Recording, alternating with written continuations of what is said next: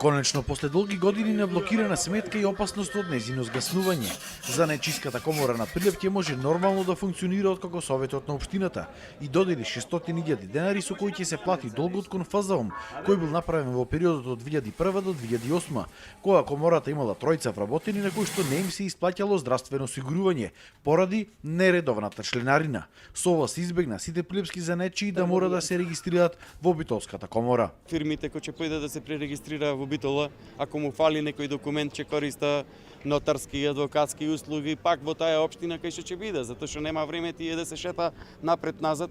Тоа е едниот аспект на ова, а другиот аспект е тоа би донесло до зголемени трошоци и на занечиските фирми.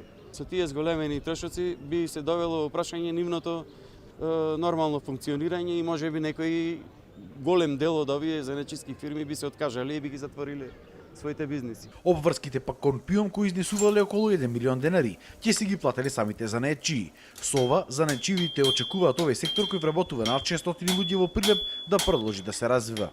Ова требаше да се случи и нашиот град требаше да застане зад нас и да ни помогне со овој проблем. И мислам дека идните генерации ќе бидат заинтересирани. Младите биле се повеќе заинтересирани за занечиството, кое што го сметале за доходовна дејност. Мислам дека има интерес за нечиството во различни аспекти. Дали е тоа електроника, дали е тоа некој постар занает, ама сепак мислам дека гледат перспектива во занечиството. Со новиот закон било предвидено сите фирми, трговски предпријатија и други кои што вршат занечиска дејност да мора да извадат и занечиска дозвола. Со тоа, бројката на занечиски фирми во Прилеп се очекува да стигне околу 500.